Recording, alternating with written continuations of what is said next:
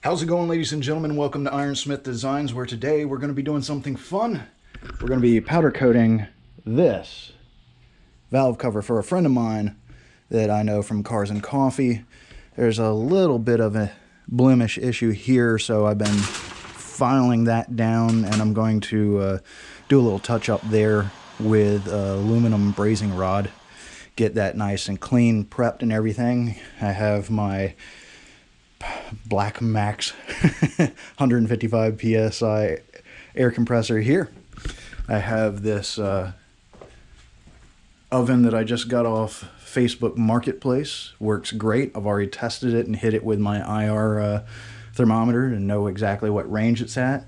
I also have my dehumidifier here just to help keep the environment nice and clean.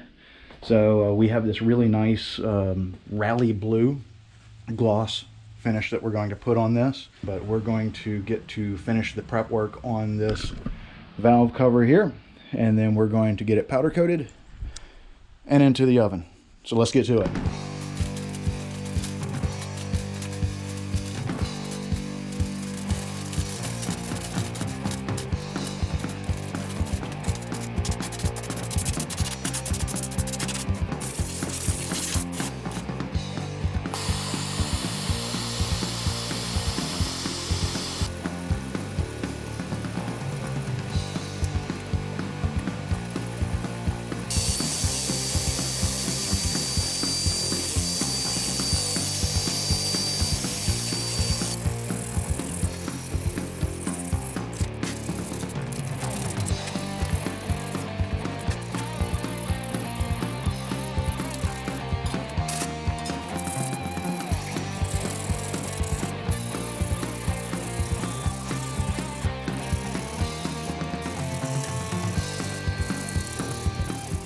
Alright, so I'm almost ready to do the surface degreasing. I have some surface prep, and then also mask it off with high temperature Kapton tape, and then get ready to do the powder coating and get it baked. So we're in the final stretches here. One thing I do want to address is why I'm using wire wheels on a drill. Sure, it'd be easier if I just loaded it into my media cabinet and, you know, soda blasted it. Probably just save time, to be honest with you. But the thing that I like about this, while it does take more time, using different brushes for different nooks and crannies, you know, big surfaces, different you know, stiffness of brushes, you know, all that stuff gives me, I believe, more control. You know, it's my opinion. I'm not saying I'm right. That's just why I did it. But let's move on to wrapping this up, getting the surface prepped, and then getting powder coated and in the oven.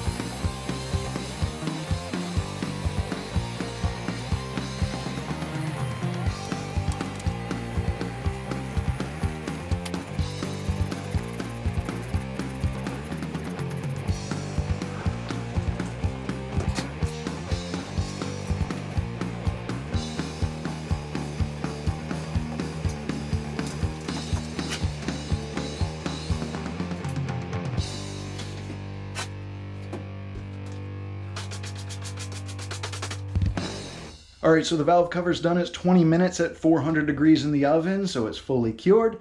And I let it cool naturally for a full day. Pulled it out of the oven, pulled out my plugs, and here is the final product.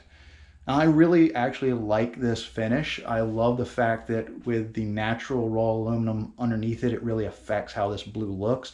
And in shaded, you know, views, it's very dark, and with light on it, it's really deep. and rich and vibrant. So it's got this life, this fluidity to it that I really like. And I'm actually not a fan of the color blue. So, but I do like this. Now, it being translucent, which I wasn't fully prepared for, when I pulled it out and saw that all of the imperfections of the valve cover were shining through, I got a little worried because obviously I'm very OCD and very much a perfectionist when it comes to my finishes, because I got my start doing finishes on guitar, and even if it's a mimicked relic finish on a guitar finish has to be cherry all the time. And you're going to see that in a video in the near future where I'm refinishing a 1989 Fender P-Bass Japanese made. And you're also going to see it in a video where I'm painting and installing side skirts on an American sports car, where I've already painted and installed a front splitter on that car. And that front splitter has been on that car for 2 years now, riding around on the road less than a foot above the road, and that paint job is held up very well. So you'll see how much of a perfectionist I'm in that. But you know, a little bit to my surprise, you know, and after seeing a picture of the car, it makes sense. My friend loved it. He's like, I love it because it looks worn. And even though he's restoring a car and it's a modern car, he's keeping a lot of the character and a lot of the patina to the car. Think of like a modern car with a rat rod aesthetic. So seeing that, yes, a opaque, clean, smooth, glossy finished powder coat would have stuck out like a sore thumb. So that's one of the things I love when I do something for someone, be a friend or a client, and it's actually helping them, it's fitting what they needed, what they wanted. That makes me very happy because I never want to let down a client or a friend. And the fact that he loves it, that's just a thrill for me and made this job even more satisfying to do. So I had a lot of fun, and even though I do designing and prototyping, and you're going to see a lot of those videos here on this channel, the one thing I love to do more than anything is finishing. I love powder coating, painting, staining, you know, dyeing, waxes, oils, all that stuff, urethanes, Cerakote, Duracoat. I do all that stuff, and I love doing that stuff, whether it's an airbrush, whether it's a rattle can, whether it's a HVLP gun, whatever it may be. I love doing that stuff, and I want to share a lot of those videos with all of you, and hopefully have amazing experiences like this one was, not only for myself and my clients and friends, but to share with all of you. So I hope that you enjoyed this video as much as I enjoyed doing this job. I really appreciate your time, and if you have made it this far in the video, thank you. And until the next video, take care.